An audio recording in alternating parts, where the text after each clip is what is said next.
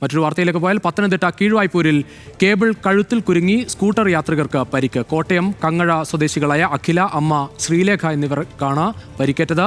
പോസ്റ്റിൽ കെട്ടിവച്ചിരുന്ന കേബിൾ താഴേക്ക് വീണതിനെ തുടർന്ന് അഖിലയുടെ കഴുത്തിൽ കുരുങ്ങുകയായിരുന്നു. കുറേ ചുറ്റുണ്ടായിരുന്നു ആ കേബിളെ. അത് നേരെ വന്ന ഞങ്ങളവിടെ എത്തുമ്പോൾ നേരെ വന്ന് അതിന്റെ കഴുത്തിലോട്ടാണ് വീണത്. വലിച്ചുകൊണ്ട് പോരുമായിരുന്നു വണ്ടി. വിവരങ്ങളുമായി ശ്രീരാജ് ബാബു ചേരുന്നു പത്തനംതിട്ടയിൽ നിന്ന്. ശ്രീരാജ, എന്താണ് അപകടത്തിന്റെ വിവരങ്ങൾ? രജീഷ്, ഇന്ന് വൈകിട്ടോടു കൂടിയായിരുന്നു ഇങ്ങനെ ഒരു അപകടം ഉണ്ടായത്. പത്തനംതിട്ട കീഴ്വായ്പൂർ സമരമുക്കിൽ വെച്ചാണ് ഇത്തരത്തിലൊരു അപകടം ഉണ്ടാകുന്നത്.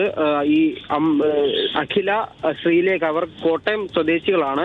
ഇവർ ഇവിടെ പത്തനംതിട്ടയിലെ ഒരു ബന്ധു വീട്ടിൽ വന്ന് മടങ്ങുമ്പോഴായിരുന്നു ഇത്തരത്തിലൊരു അപകടം ഉണ്ടായത്. പോസ്റ്റിൽ കെട്ടിവെച്ചിരുന്ന കേബിൾ കുറച്ച് വലിയ കേബിൾ ആയിരുന്നു. ആ കേബിൾ ചുറ്റി പോസ്റ്റിൽ വെച്ചിരിക്കുകയായിരുന്നു. അത് താഴേക്ക് വീണ് അഖിലയുടെയും അമ്മ ശ്രീലേഖയുടെയും ശരീരത്തിൽ കുരുങ്ങുകയായിരുന്നു. എന്തായാലും തലനാരിഴക്കാണ് ഇവർ വലിയ അപകടത്തിൽ നിന്നും രക്ഷപ്പെട്ടത് എന്ന് പറയേണ്ടി വരും. എന്തായാലും ഇവരെ മല്ലപ്പള്ളിയിലെ സ്വകാര്യ ആശുപത്രിയിൽ നാട്ടുകാരെല്ലാം ഇവരെ എത്തിച്ചു. എന്തായാലും കാര്യമായ പരിക്കുകൾ സംഭവിച്ചിട്ടില്ല. തലനാരിഴക്കാണ് അപകടം ഉണ്ടായത്.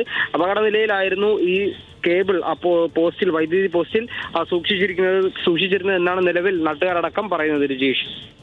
ശരി ശ്രീരാജ്.